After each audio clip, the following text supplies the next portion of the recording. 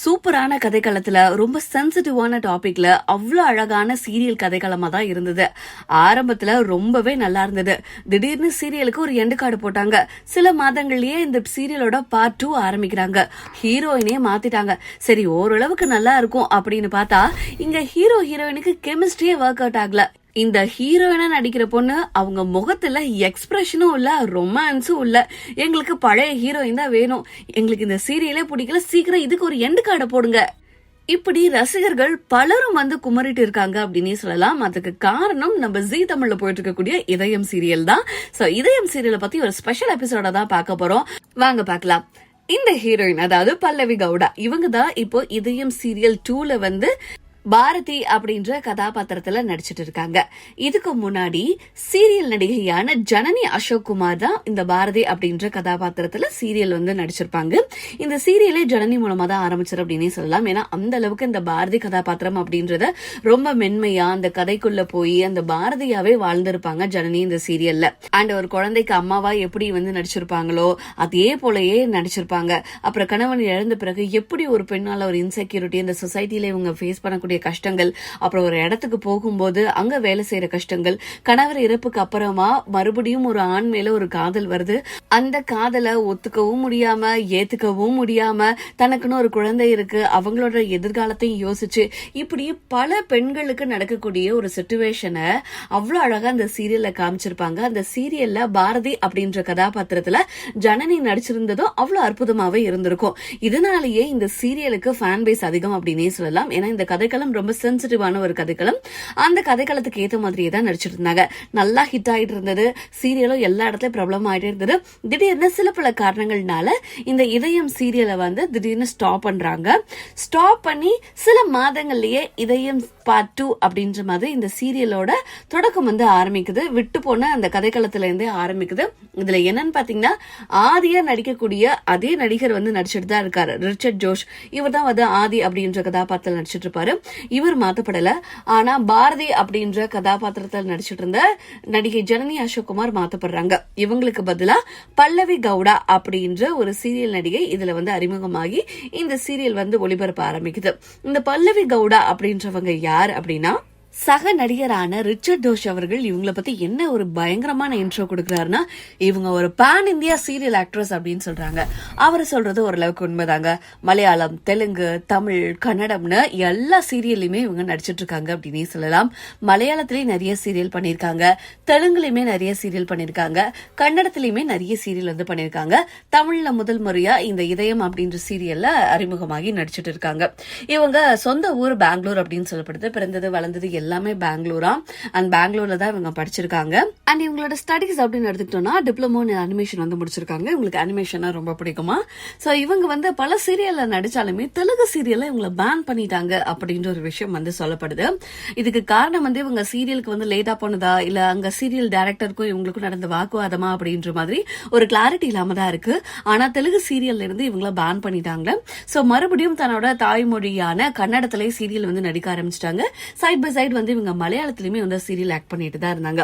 இந்த நிலையில தான் இந்த இதயம் சீரியலோட கதாநாயகனான ஆதி அப்படின்னு சொல்லக்கூடிய ரிச்சர்ட் ஜோஷ் வந்து நம்ம பல்லவி கவுடாவை இதயம் சீரியலுக்கு ரெக்கமெண்ட் பண்றாங்க. ஏன்னா இவங்க ஒரு பேன் இந்தியா ஆக்ட்ரஸ் அப்படின்றதுனாலயும் இவங்க வந்து இந்த பாரதி கதாபாத்திரத்துல நடிச்சா இந்த பாரதி அப்படின்ற இந்த கதாபாத்திரத்துக்கு உயிர் கொடுத்த மாதிரி இருக்கும். அண்ட் இவங்க ரொம்பவே சூப்பரான ஆக்டரும் கூட, பயங்கரமா பண்ணிட்டு இருக்காங்க. எனக்கு இவங்களோட நடிப்பு ரொம்ப பிடிக்கும். பாரதினா இவங்க தான் பாரதி அப்படின்ற மாதிரி வந்து நிறைய காம்ப்ளிமெண்ட்லாம் வந்து இந்த சீரியல்ல இவங்களுக்கு கதாநாயகனா நடிச்சிட்டு இருக்கக்கூடிய ரிச்சர்ட் ஜோஷ் அப்படின்னு சொல்லக்கூடிய ஆதி கதாபாத்திரத்துல இருக்காரு தெரியுமா, அவர் வந்து ஒரு பாராட்டை வந்து சொல்லியிருக்காரு. என்னதான் ஒரு சக நடிகையை இவர் வந்து புகழ்ந்தாலும் பாராட்டினாலும் ஸ்டில் ரசிகர்களோட மனசுல வந்து பாரதியா ஜனனி மட்டும் தான் இருக்காங்க அப்படின்றது அவங்களோட கமெண்ட்ஸ்ல இருந்தே தெரியுது. அண்ட் இப்ப வரைக்குமே பல்லவி கவுடாவை இவங்களால வந்து ஒரு பாரதியா வந்து ஏத்துக்கவே முடியல. அது மட்டும் இல்லாம சீரியல் கதைக்களமும் வந்து ஒரு இன்ட்ரெஸ்டிங்கா இல்ல, பாக்கணும்ன்ற மாதிரியே இல்ல. இவங்க 2 பேர்த்துக்கும் ஒரு ரொமான்ஸே சுத்தமா வரல. அந்த பல்லவி கவுடா மூஞ்சில எந்த எக்ஸ்பிரஷனுமே இல்ல, ஒரு கோவம் இல்ல, ஒரு அழுக இல்ல, எல்லாத்துக்கும் ஒரே மாதிரியே முகம் வச்சிருக்காங்க அப்படின்னு பல கிரிட்டிசிசம் வந்து ரசிகர்கள் சைட்ல இருந்து பல்லவி கவுடாவுக்கு வந்துட்டு தான் இருக்கு. பத்தாததுக்கு இப்ப மறுபடியும் மித்ரா, பாரதி, ஆதி இவங்க 3 பேரையும் மறுபடியும் இணைக்கிற மாதிரியே சில சீன்ஸ் வருது. மித்ரா வந்து ஆதிக்கு ஆசைப்படுற மாதிரியும், பாரதி வந்து ஆதி தான் தன்னோட கணவன் அப்படின்றத சொல்லாம ஸ்டில் வந்து ஆதி கூடயே இருக்கிற மாதிரியும் கதைகளை போயிட்டு இருக்கு. அண்ட் இப்போ பாரதிக்கு ஆதி தான் தன்னோட கணவர் அப்படின்னு சொல்லணும்னு ஆசை இருந்தாலும் தானா ஆதியே தானா கண்டுபிடிக்கிற மாதிரி தான் வந்து சீரியல் வந்து கொண்டு வந்துட்டு இருக்காங்க. எப்பா ஒரு தடையா இந்த சஸ்பென்ஷனை முடிச்சுட்டு 2 பேர்த்துக்குமே ரிவீல் பண்ணிருங்க, ஆதிக்கு உண்மை தெரியட்டும், பாரதி தான் தன்னோட மனைவின்னு தெரிஞ்சுட்டு சீக்கிரம் சீரியலை முடிச்சிருங்க, எங்களால இதுக்கு மேல இந்த சீரியலை பார்க்க முடியல அப்படின்னு ஒவ்வொரு தடையும் இந்த சீரியல் ப்ரோமோக்கு நடுவுல நிறைய கமெண்ட்ஸ் வந்து நம்மளால பார்க்க முடியுது. ஆனா ஸ்டில் வந்து அவங்களால முடிஞ்ச அளவுக்கு ஒரு லாங்குவேஜ் தெரியாம அண்ட் டைரக்டர் சொல்ற விஷயங்களை கேட்டுட்டு பல்லவி கவுடா நடிச்சிட்டு தான் இருக்காங்க. சீரியல்ல இருந்து ஆஃப் ட்ராக் போனா கூட டைரக்டரும் ஹீரோவும் தன்னை ஆன் ட்ராக் கொண்டுட்டு வந்துருவாங்க அப்படின்ற மாதிரி தான் பல்லவி கவுடா நிறைய இன்டர்வியூஸ்லயுமே வந்து சொல்லியிருக்காங்க. இதயம் சீரியல் இவங்களுக்கு ரொம்ப ஸ்பெஷலான சீரியல்னு சொல்லியிருக்காங்க. ஏன்னா தமிழ்ல நடிக்கிறதுனாலயும் இது ஒரு புது எக்ஸ்பீரியன்ஸா இருக்குன்னு சொல்லியிருக்காங்க. தமிழ் லாங்குவேஜ் கொஞ்சம் கொஞ்சம் தெரியுமா, இவங்க பெங்களூர் அப்படின்றதுனால தமிழ் பேசுவாங்களா, ஆனா நான் பேசுறதுலாம் தமிழே கிடையாது அப்படின்னு நான் ஷூட்டிங்க்கு வந்த பிறகுதான் எனக்கு தெரிஞ்சது. சென்னையில இப்ப மக்கள் பேசுற தமிழ் எல்லாம் வேற மாதிரி இருக்கு, நான் தவறா தமிழ் பேசினா என்ன மன்னிச்சுக்கங்க அப்படின்ற மாதிரியும் சொல்றாங்க. முடிஞ்ச அளவுக்கு இந்த பாரதி கதாபாத்திரத்துல என்னால என்ன கொடுக்க முடியுமோ, என்னால எப்படி நடிக்க முடியுமோ அந்த அளவுக்கு நான் ஹார்ட் ஒர்க் பண்ணி நடிச்சிட்டு இருக்கேன். கண்டிப்பா மக்களுக்கு பிடிக்கும் நம்புறேன். இது வரைக்கும் சப்போர்ட் கொடுத்தவங்களுக்கும் ரொம்ப நன்றி. அண்ட் இவ்வளோ சீக்கிரத்துல ஒரு சிலர் வந்து என்னை ஏத்துக்கிட்டாங்க, அதுக்கும் ரொம்ப நன்றி அப்படின்ற மாதிரி பல்லவி கவுடா அவங்க சைட்ல இருந்து வந்து சொல்லிட்டாங்க. ஸ்டில் ஃபேன்ஸோட சைட்ல இருந்து வந்து பாத்தீங்கன்னா ஒரு இன்கம்ப்ளீட்டா தான் இருக்கு. பாரதி அப்படின்ற கதாபாத்திரத்துக்கு ஜனனி வந்து ரொம்பவே உயிர் கொடுத்து நடிச்சிருந்தாங்க. ஒன்னு சீரியலை முடிங்க, இல்லைன்னா மறுபடியும் பாரதி கதாபாத்திரத்துக்கு ஜனனியை கொண்டுட்டு வாங்க அப்படின்ற மாதிரியுமே நிறைய கமெண்ட்ஸ் வந்துட்டு தான் இருக்கு. அண்ட் சீரியலுமே இப்போ ஆஃப் ட்ராக்ல போயிட்டு இருக்கு அப்படின்ற மாதிரி தான் பல பேரோட கருத்தாவுமே இருக்கு. இந்த சீரியலோட கதைக்களமே இந்த இதயத்தை வச்சுதான். பாரதியோட முதல் கணவனோட இதயத்தை ஆதிக்க வச்சிருப்பாங்க.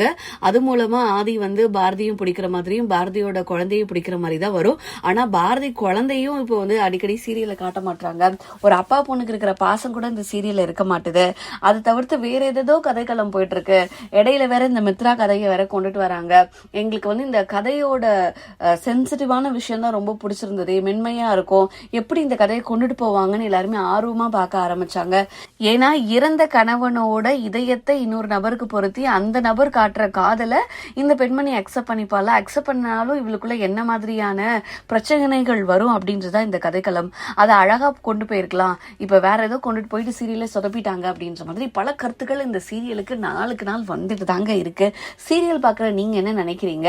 நீங்களுமே இந்த கருத்துக்களை வந்து ஒத்துக்கிறீங்களா, இல்ல சீரியல்ல என்ன மாதிரியான சேஞ்சஸ் வேணும்?